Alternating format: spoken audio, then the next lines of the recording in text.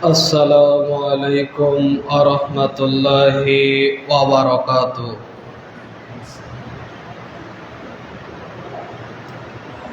ইন্নাল হামদালিল্লাহি নাহমাদুহু ওয়া নাস্তাঈনুহু ওয়া নাস্তাগফিরুহ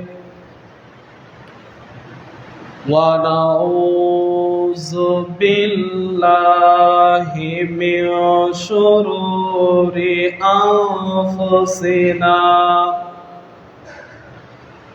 ومن سيئات أعمالنا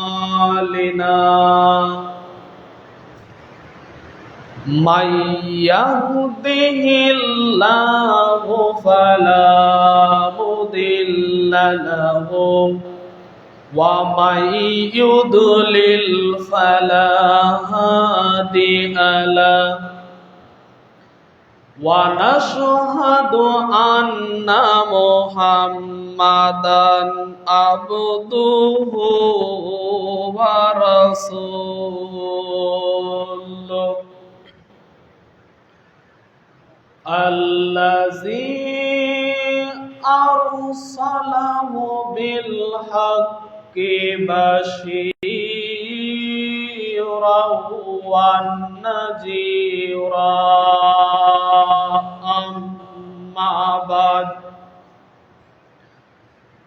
أما بعد فإن خير الحديث كتاب الله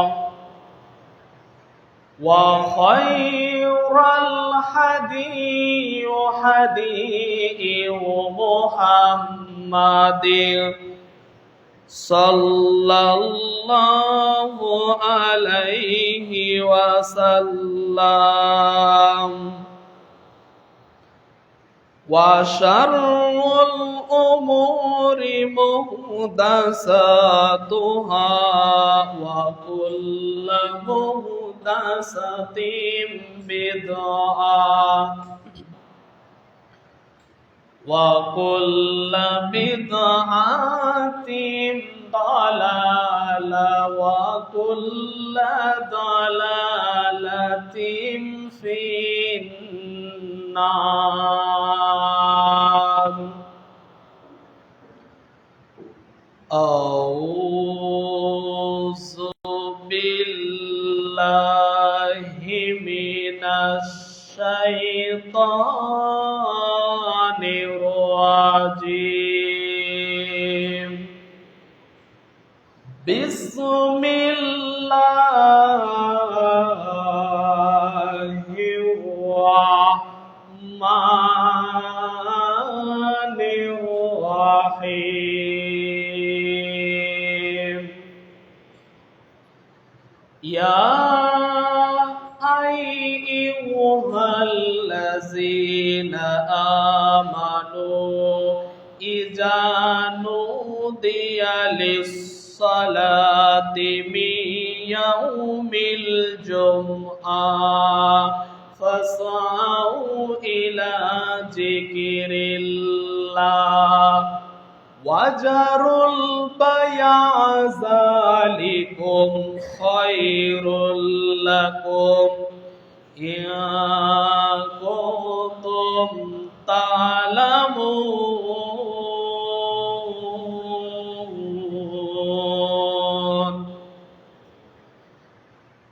إن الله وملائكته يصلون على النبي يا أيها الذين آمنوا صلوا عليه وسلموا تسليما.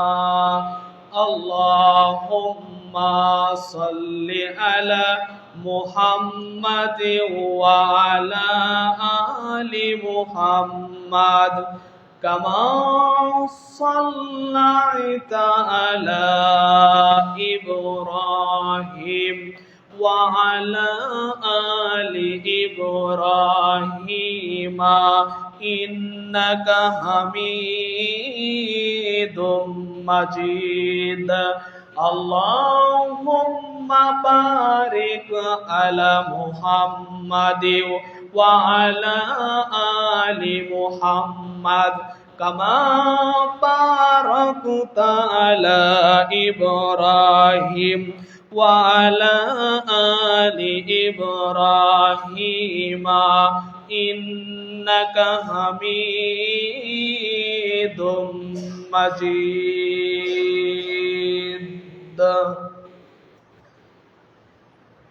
عن أبو سعيد الخدري رضي الله تعالى عنه قال قال النبي صلى الله عليه وسلم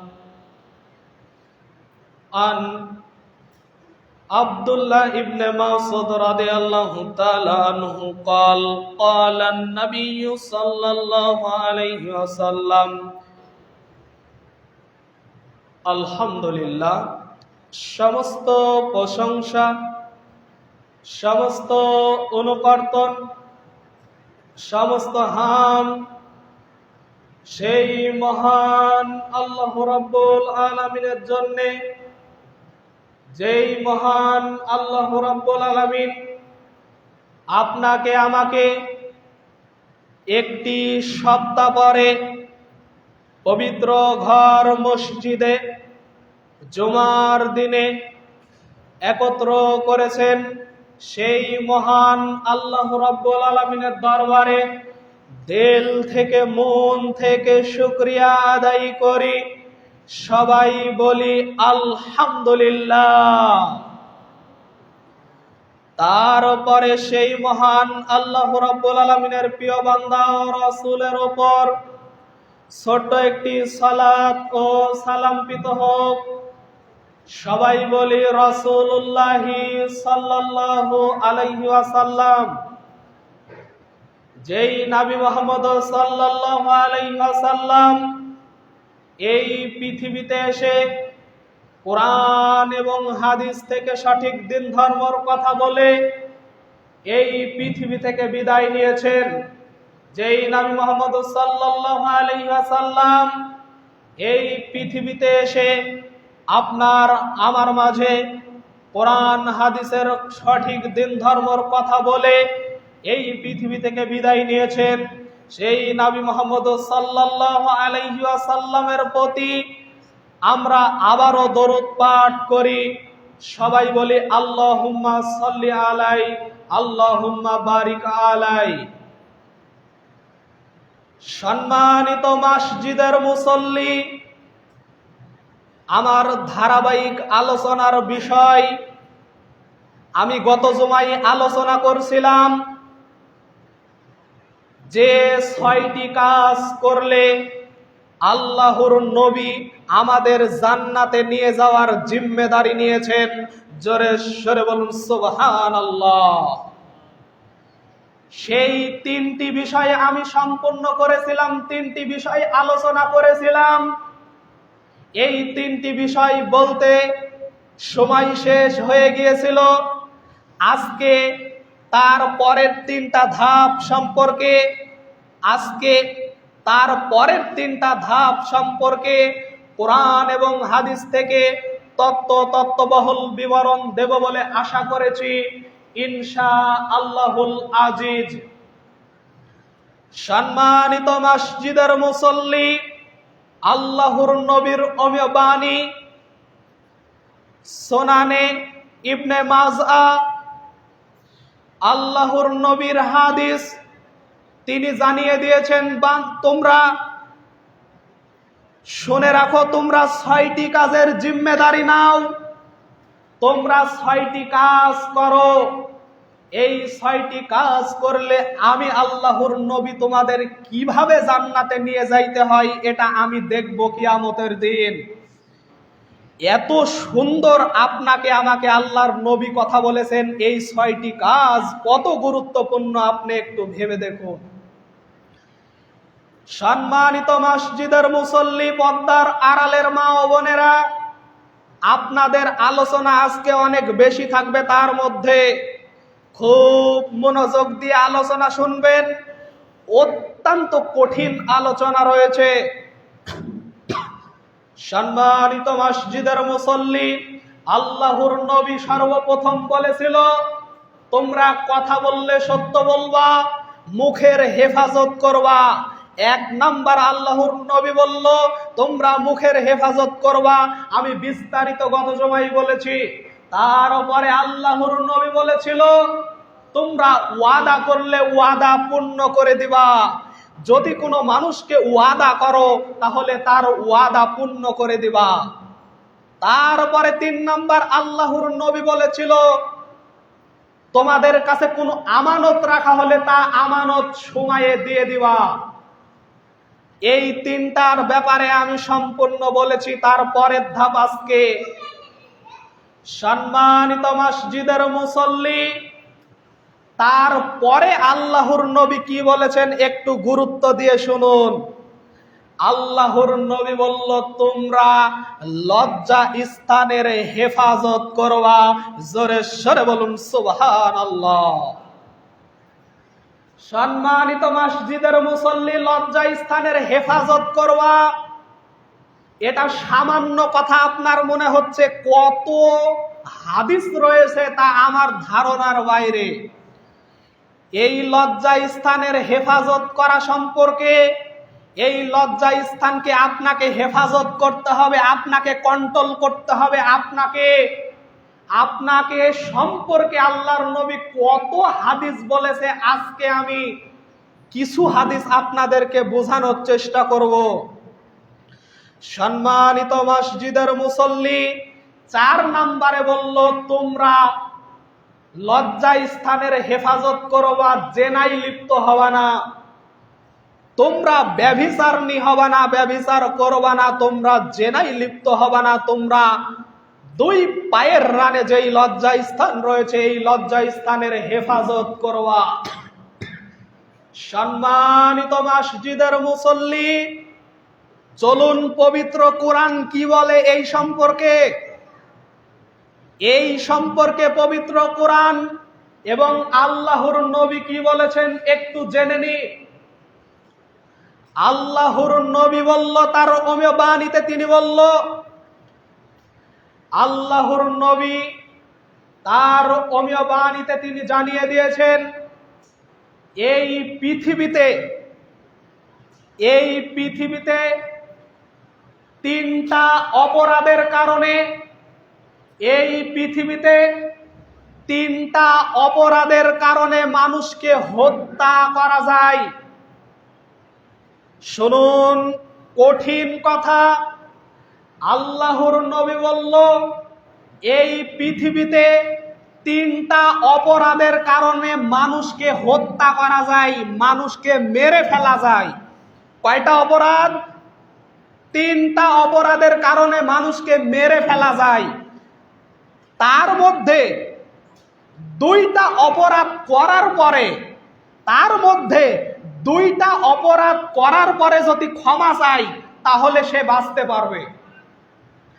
আর যদি সেই ভুল স্বীকার না করে তাহলে 3 জনকেই মেরে ফেলার হুকুম আল্লাহর রব্বুল আলামিন পবিত্র কোরআনুল কারীম দ্বারা দিয়েছেন। আমরা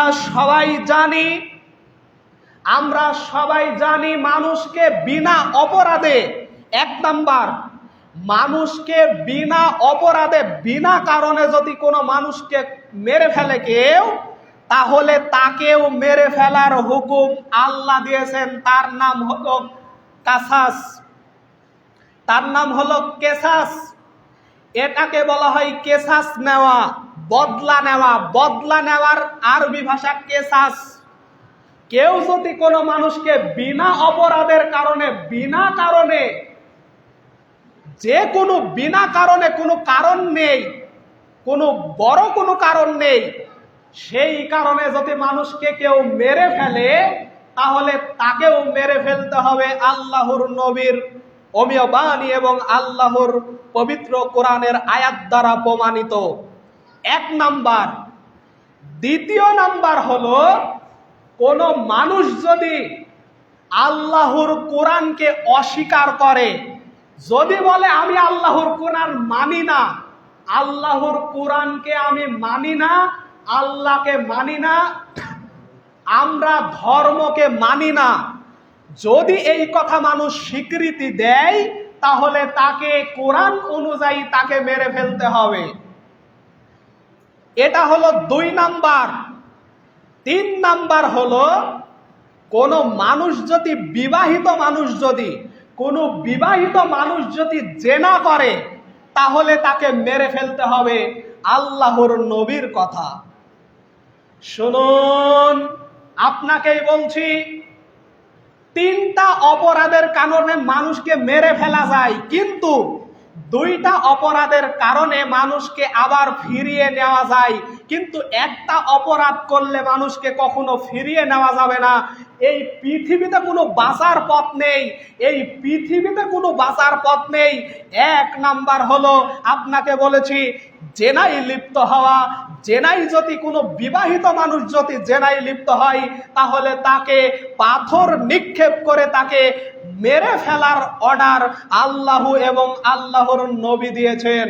চলুন, আল্লাহর নবীর কত সুন্দর হাদিস, এবার আপনাকে হাদিস বর্ণনা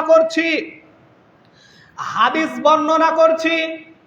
হযরত ইমরান ইবনে হুসাইন রাদিয়াল্লাহু তাআলা আনহুর বর্ণনা।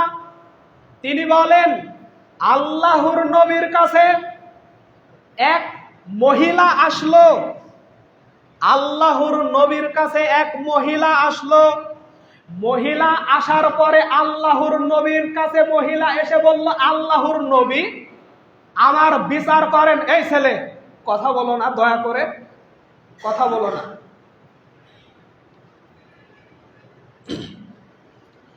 আল্লাহর নবীর কাছে এক সাহাবী, আল্লাহর নবীর কাছে এক মহিলা আসলো।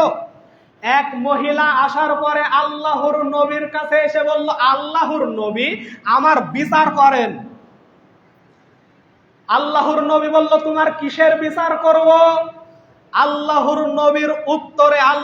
নবীর উত্তরে তিনি বলল, সেই মহিলা বলল, আমি জেনা করেছি, আমি ব্যভিচার করেছি, আমার বিচার করেন। কত সুন্দর হাদিস, আপনাকে সুন্দর করে কান লাগিয়ে শুনতে হবে। কঠোর কঠোর কথা রয়েছে এর মধ্যে। আল্লাহর নবীর কাছে এক মহিলা আসলো। মহিলা এসে বলল, আল্লাহর নবী, আমার বিচার করেন। কিসের বিচার করব? আমি ব্যভিচার নিয়ে, আমি জেনা করেছি, আল্লাহর নবী আমার বিচার করেন। আল্লাহর নবী সঙ্গে সঙ্গে বলল, তুমি বাড়ি চলে যাও, তুমি বাড়ি চলে যাও। তারপরে কিছুদিন পরে আল্লাহর নবীর কাছে আবার ওই মহিলা আসলো। মহিলা এসে বললে, আল্লাহর নবী আমার বিচার করুন, আল্লাহর নবী আমার বিচার করুন। তখন আল্লাহর নবীর কাছে সেই মহিলা বলল, আমার পেটে বাচ্চা রয়েছে, আমার পেটে বাচ্চা রয়েছে, আমার গর্ভে বাচ্চা রয়েছে। সঙ্গে সঙ্গে আল্লাহর নবী বলল, আবার তুমি বাড়ি চলে যাও, পরে আসো, বিচার করে দিব। আল্লাহর নবী তাকে বলল, পরে এসো, বিচার করে দিব। তারপরে আল্লাহর নবীর কথাতে সেই মহিলা আবার চলে গেল, বাড়ি চলে গেল। বাড়ি যাওয়ার পরে আল্লাহর নবীর কাছে আবার ওই মহিলা আসলো। মহিলা আসার পরে বলল, আল্লাহর নবী আমার বিচার করুন, আল্লাহর নবী আমার বিচার করুন। আল্লাহর নবী বলল, তোমার বিচার করব তোমার গর্ভের সন্তান প্রসব হওয়ার পরে।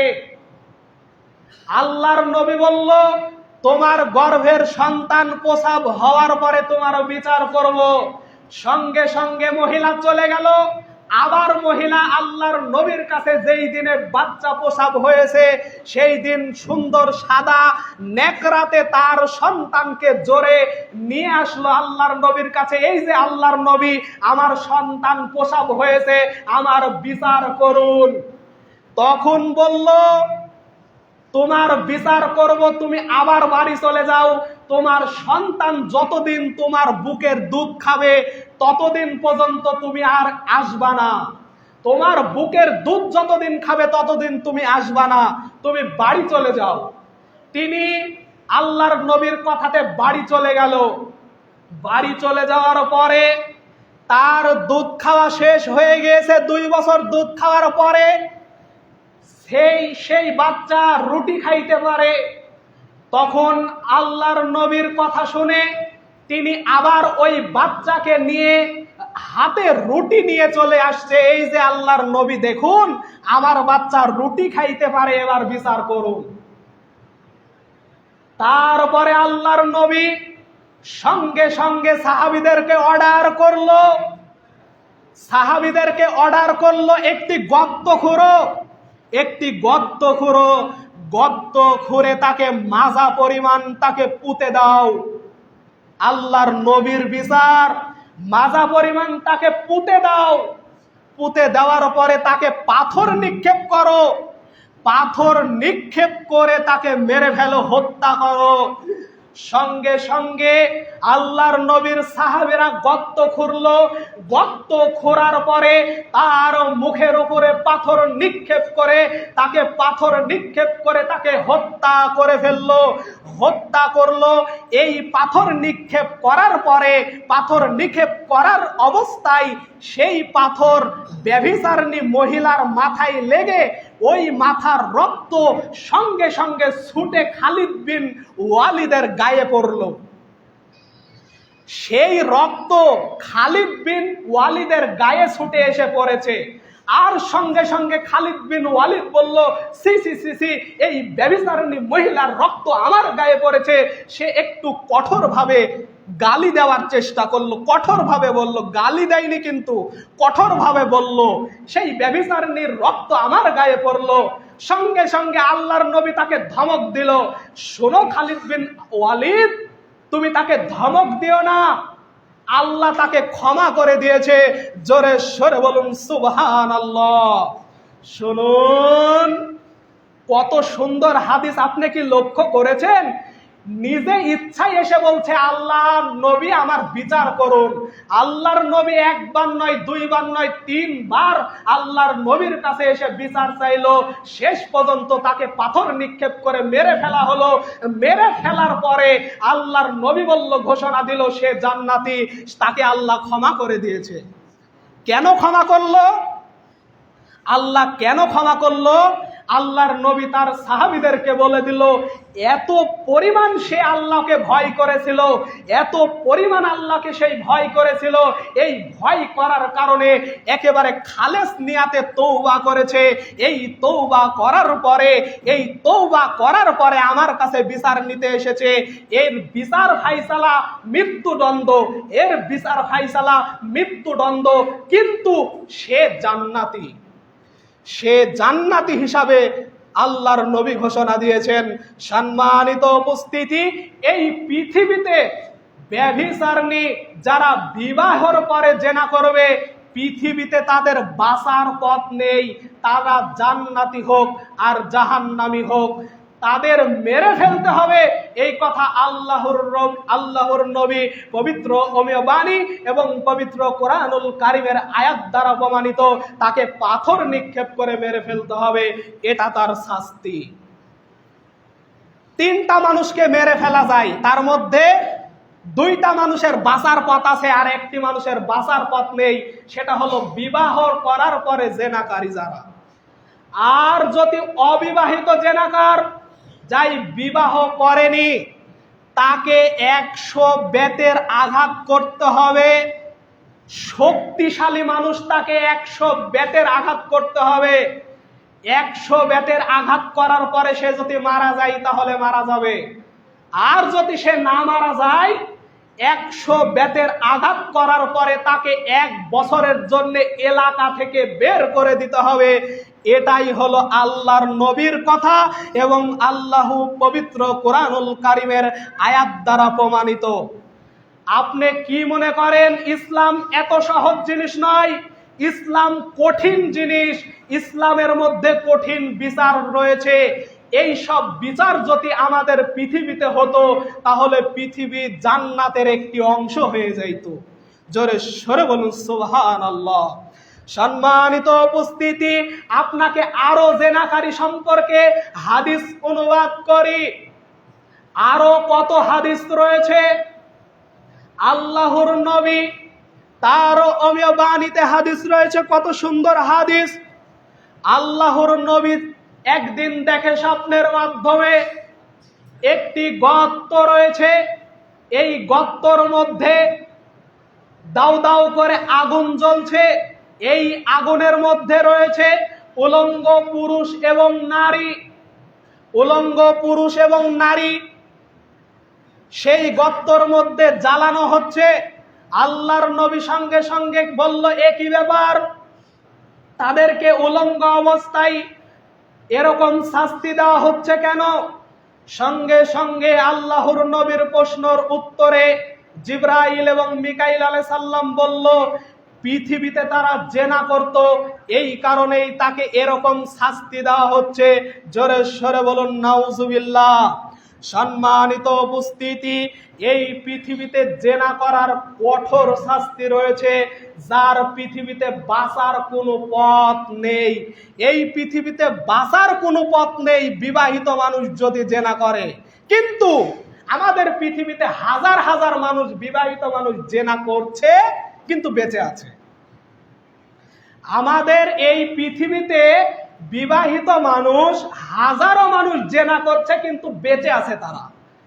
কোরআনের আয়াত এখানে আমরা অবলম্বন করতে পাচ্ছি না, আপনি আমি পাচ্ছি না।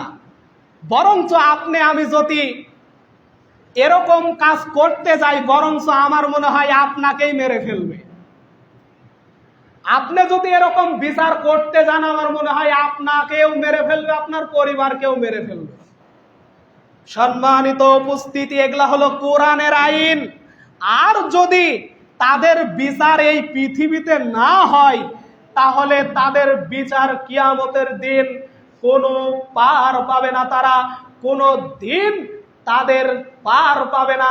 এবং আল্লাহ রাব্বুল আলামিন পবিত্র অমীয় বাণী, আল্লাহর পবিত্র কোরআনুল কারীম দ্বারা জানিয়ে দিয়েছেন, যারা জেনাকারী তাদেরকে জাহান্নামের মধ্যে জ্বালান্ত অবস্থায় দাউ দাউ করে আগুন জ্বলবে, এরকম আগুনের মধ্যে ফেলে দেওয়া হবে।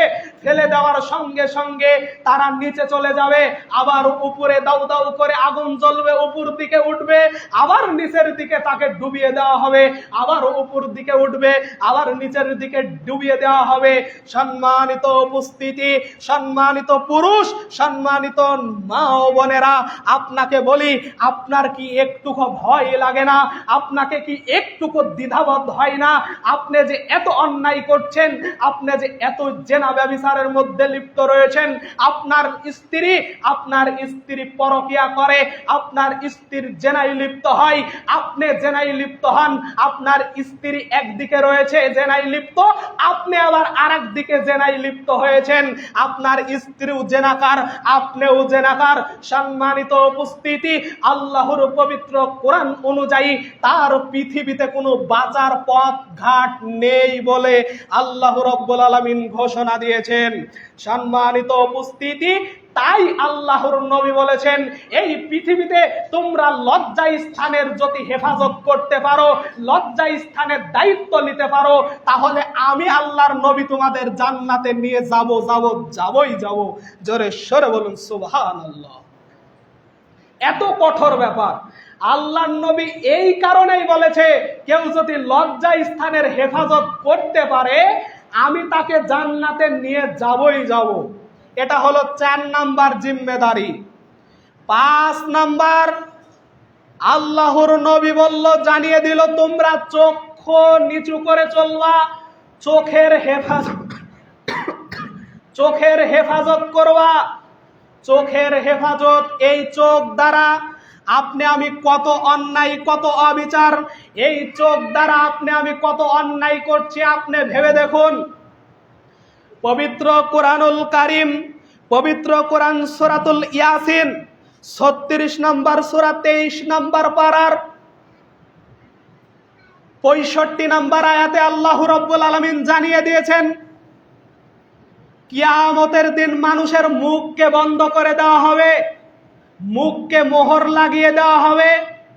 তার অঙ্গ পতঙ্গ কথা বলবে, তার হাত কথা বলবে, তার মুখ কথা বলবে, তার চোখ কথা বলবে, তার পা কথা বলবে। তার চোখ বলে দিবে, আল্লাহ এই চোখ দিয়ে সে অন্যায় করেছে, অন্যায় দেখেছে, অন্যায় করেছে। আল্লাহর সঙ্গে সঙ্গে তার মুখকে বন্ধ করে দিয়ে সেই চোখের কথা গ্রহণ করবে। এই চোখ বলে দিবে, আল্লাহ এই চোখ দ্বারা অন্যায় করেছে, এই শাস্তিপ্রাপ্ত।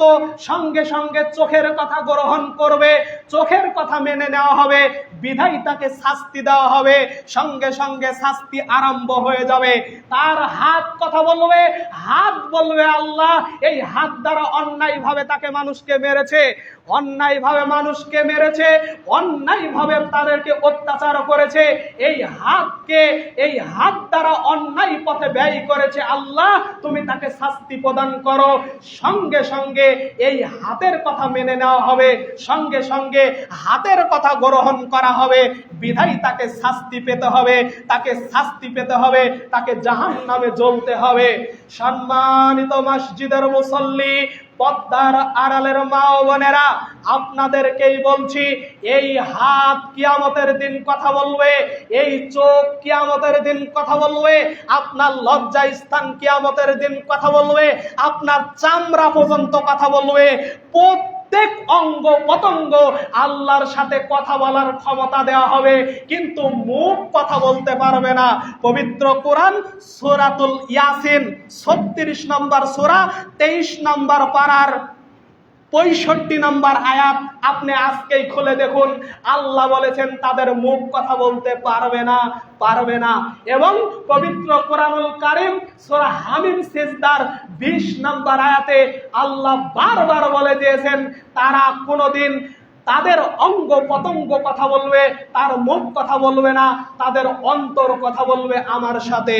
সম্মানিত উপস্থিতি, একটু ভয় করার চেষ্টা করুন, একটু মেনে নিন জীবনটা আসলে কি, জীবনটা আসলে কি। এই সামান্য দুনিয়ায় এত অন্যায়, এত অবিচার কিভাবে করুন। আল্লাহর নবী 5 নম্বরে আপনাকে নিষেধ করলো যে চক্ষু নিচু রাখবা, চোখের হেফাজত করবা। এই চোখ দ্বারা কত অন্যায় দেখছি, কত অন্যায় করছি, কত অন্যায় করছি আপনার আমার ধারণার বাইরে। এই চোখের হেফাজত করার কথা 5 নম্বরে বলেছে। কেউ যদি চোখের হেফাজত করতে পারে, আল্লাহর নবী বলেছেন আমি তাদেরকে জান্নাতে নিয়ে যাব। এবং 6 নম্বর আল্লাহর নবীর শেষ জিম্মেদারি, কেউ যদি 6 নম্বর জিম্মেদারি বলেছেন তোমরা ক্ষমতা দেখাবা না। জোরে সরে বলুন সুবহানাল্লাহ। তোমাদের ক্ষমতা থাকতে পারে কিন্তু ক্ষমতা দেখাবা না, ক্ষমতার বড়াই দেখাবা না। ক্ষমতা বুঝেন তো, আপনার ক্ষমতা রয়েছে, ক্ষমতার অপব্যবহার করবা না। 6 নম্বর জিম্মেদারি, তোমার ক্ষমতা রয়েছে, এই ক্ষমতার অপব্যবহার করবা না। এই হাতের ক্ষমতা রয়েছে, এই হাত দিয়ে মানুষকে মারবা না। তোমার শরীরের ক্ষমতা রয়েছে, তোমার মুখের ক্ষমতা রয়েছে, এই মুখ দ্বারা অন্যায় কথা বলবা না। এক কথাই আল্লাহর নবী বলেছেন তোমাদের ক্ষমতা থাকার পরেও ক্ষমতার অপব্যবহার করবা না। আমি আল্লাহর নবী বলছি তোমাদের জান্নাতে নিয়ে যাব। সম্মানিত উপস্থিতি, আরো কত সুন্দর একটি হাদিস রয়েছে, সহিহ মুসলিমে হাদিসটি এসেছে। আবু সাঈদ খুদরি রাদিয়াল্লাহু তাআলা আনহু قال قال رسول الله সাল্লাল্লাহু আলাইহি সাল্লাম, সহিহ মুসলিমের হাদিস 34 নম্বর হাদিসে আল্লাহর নবী বলল, তোমরা যদি একটি অন্যায় দেখো, হাদিসটি অনেক সুন্দর, তোমরা যদি কোনো একটা অন্যায় দেখো, অনেক অন্যায় হচ্ছে, এই অন্যায় দেখার পরে হাত দিয়ে বাধা দাও। আল্লাহর নবীর কথা, পবিত্র অমিয়বাণী সহিহুল মুসলিমের হাদিস 34 নম্বর হাদিসে আল্লাহর নবী বলেছেন, আবু সাঈদ খুদরি হাদিসটা বর্ণনা করেছেন, তিনি বলেন আল্লাহর নবী বলল, তোমরা যদি কোনো মানুষের অন্যায় দেখো তাহলে হাত দিয়ে বাধা দাও। অন্যায় হচ্ছে আপনি চোখ দিয়ে দেখছেন, বাধা দিচ্ছেন না, আপনি অপরাধী। একটা অন্যায় হচ্ছে তোমরা হাত দিয়ে বাধা দাও। আর যদি তোমরা হাত দিয়ে না বাধা দিতে পারো তাহলে তোমরা মুখ দিয়ে বলো। তোমরা যদি মুখ দিয়েও না বলতে পারো তাহলে অন্তর থেকে ঘৃণা করো, ঘৃণা করে ওখান থেকে চলে আসো। কিন্তু আমাদের মধ্যে এই তিনটার মধ্যে একটাও নাই। এই তিনটা, যেগুলা আল্লাহর নবী ভালো ভালো কথা বলেছেন, এই সব কথাকে আমরা মানিই না, এগুলা আমরা মানার চেষ্টাই করি না। আল্লাহর নবী বলল, তোমরা যদি কোনো জায়গায় অন্যায় দেখো তাহলে হাত দিয়ে বাধা দাও।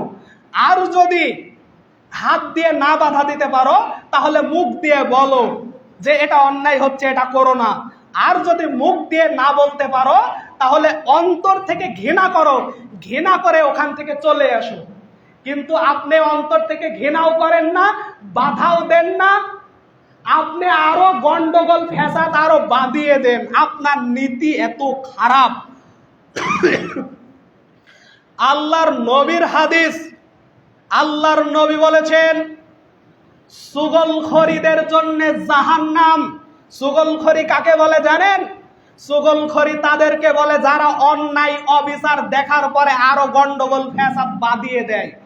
অন্যায় অবিচার হচ্ছে, আপনি আরো গন্ডগোল ফ্যাসাদ বাঁধিয়ে দিচ্ছেন। আল্লাহর নবীর আরেকটা হাদিস অনুবাদ করি, কথাতে কথা আসে, কথাতে কথা আসে। আল্লাহর নবীর হাদিস, তিনটা জায়গায় মিথ্যা কথা বলা যায়, তিনটা জায়গায় মিথ্যা কথা বলা যায়।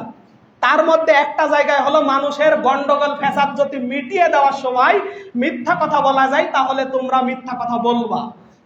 এখানে মানুষ মিথ্যা কথা বলে না, এখানে মানুষ মিথ্যা কথা বলে না। গন্ডগোল ফ্যাসাদ মিটিয়ে দেওয়ার জন্য মিথ্যা বলা যায়, কিন্তু এখানে মানুষ মিথ্যা বলে না। আরো বলে যে তোকে গালি দিয়েছে, তোর মা তুলে গালি দিছে, বাপ তুলে গালি দিছে, তোর এখানে এই নিয়ে নিল, তোর ওখানে তোকে এই বলেছে। মানে এক কথাই মানে যত গন্ডগোল ফ্যাসাদ মুখ দিয়ে বলে তার মধ্যে গন্ডগোল ফ্যাসাদ বাঁধিয়ে দেয়, এদেরকে বলা হয় চুগলখড়ি। আর চুগলখড়িদের জন্য জাহান্নাম নির্ধারিত করে দিয়েছে। আল্লাহ রাব্বুল আলামিন বলেছেন তাদেরকে জ্বলন্ত আগুনের মধ্যে নিক্ষেপ করে তাদেরকে শাস্তি প্রদান করা হবে। তাদেরকে বলা হয়েছে জ্বলন্ত আগুনের মধ্যে নিক্ষেপ করে তাদেরকে শাস্তি দেওয়া হবে। সম্মানিত উপস্থিতি, তিনটা কারণে মিথ্যা বলা যায়।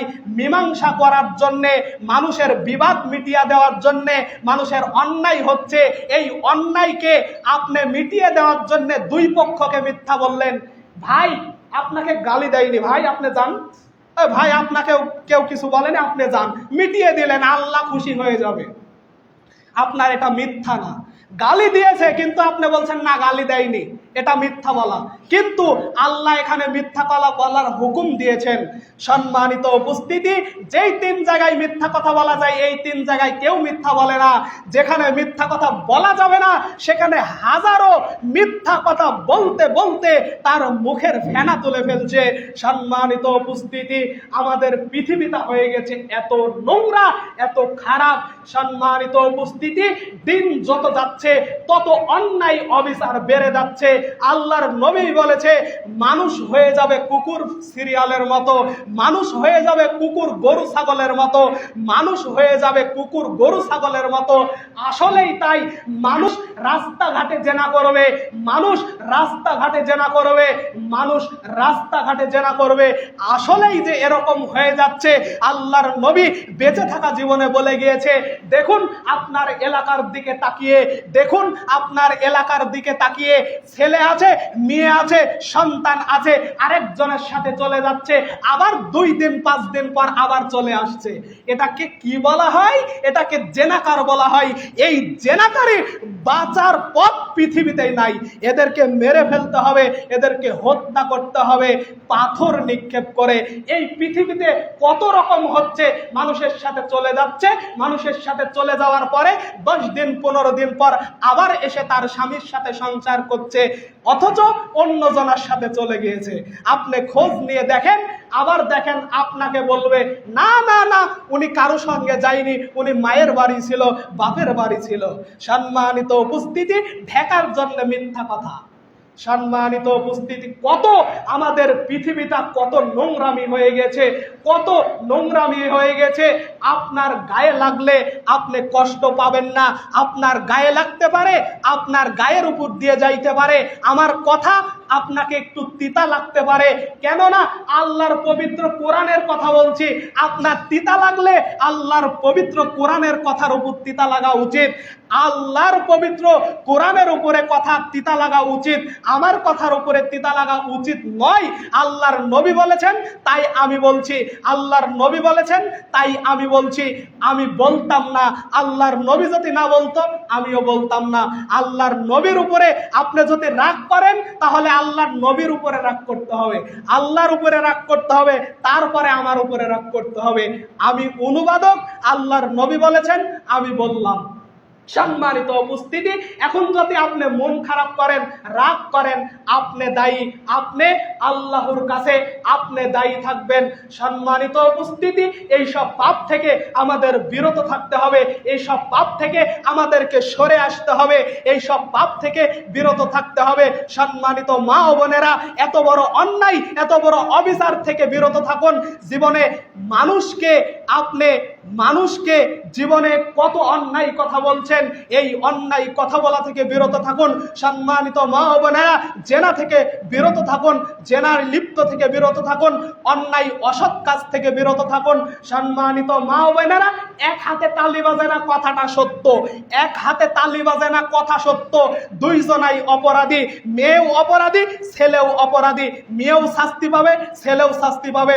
সম্মানিত উপস্থিতি, আপনাকেও বলছি, আপনি যুবক, আপনাকেও বলছি, আপনিও সতর্ক হন, না হলে কিয়ামতের দিন কেউ টিকতে পারবেন না। কিয়ামতের দিন প্রস্তুত রয়েছে জ্বলন্ত আগুন, উত্তপ্ত আগুন, যা উপর দিকে উঠবে আবার নিচের দিকে নামবে, আবার উপর দিকে উঠবে। এই আগুনের মধ্যে আপনাকে নিক্ষেপ করা হবে, আপনাকে শাস্তি প্রদান করা হবে। অনেক সময় পার হয়ে গেছে, মনে কষ্ট নেবেন না। এই কথা, এই আশা, এই দোয়া, এই দাবি রেখে আজকের জুমার খুতবা এখানেই বিদায় নিচ্ছি। দাওয়াহুম ফিহা সুবহানাকাল্লাহুম্মা ওয়া তাহিয়াতুহুম ফিহা সালাম ওয়া আখিরু দাওয়াহুম আনিল হামদুলিল্লাহি রাব্বিল আলামিন। আলহামদুলিল্লাহ নাহমাদুহু ওয়া নাস্তাঈনুহু ওয়া নাস্তাগফিরুহ ওয়া নাউযু বিল্লাহি মিন শুরুরি আনফুসিনা ওয়া মিন সাইয়্যাতি আমালিনা মান ইয়াহদিহিল্লাহু ফালা মুদিল্লা লাহু ওয়া মান ইউদ্লিল ফালা হাদিয়া লাহু ওয়া নাশহাদু আন লা ইলাহা ইল্লাল্লাহু ওয়া নাশহাদু আন্না মুহাম্মাদান আবদুহু ওয়া রাসূলুহু। আল্লাহুম্মা সাল্লি আলা মুহাম্মাদ ওয়া আলা আলি মুহাম্মাদ কামা সাল্লাইতা আলা ইব্রাহিম ওয়া আলা আলি ইব্রাহিম ইন্নাকা হামিদুম মাজিদ। আল্লাহুম্মা বারিক আলা মুহাম্মাদ ওয়া আলা আলি মুহাম্মাদ কামা বারাকতা আলা ইব্রাহিম ওয়া আলা আলি ইব্রাহিম ইন্নাকা হামিদুম মাজিদ। আর রব্বুল আলামিন, আল্লাহ আজকের আলোচনাকে কবুল মঞ্জুর করে নেও। আল্লাহ আজকের আলোচনাকে মেনে নেওয়ার তৌফিক দান করো। আল্লাহ আল্লাহ আমাদের এই সব পাপ থেকে, যে সব পাপের কথা বলা হলো, আল্লাহ এই সব পাপ থেকে আমাদেরকে বিরত থাকার তৌফিক দান করো। আল্লাহ এই আশা, এই দোয়া, এই দাবি রেখে আজকের জুমার খুতবা এখানেই বিদায় নিচ্ছি। ইন্নাল্লাহা ইয়ামুরু বিল আদলি ওয়াল ইহসানি ওয়া ইতাই যিল কুরবা ওয়া ইয়ানহা আনিল ফাহশাই ওয়াল মুনকারি ওয়াল বাগই ইয়াইযুকুম লাআল্লাকুম তাযাক্কারুন ফাযকুরুনি আযকুরুকুম ওয়াশকুরুলি ওয়া লা তাকফুরুন। আসসালামু আলাইকুম ওয়া রাহমাতুল্লাহি ওয়া বারাকাতুহু।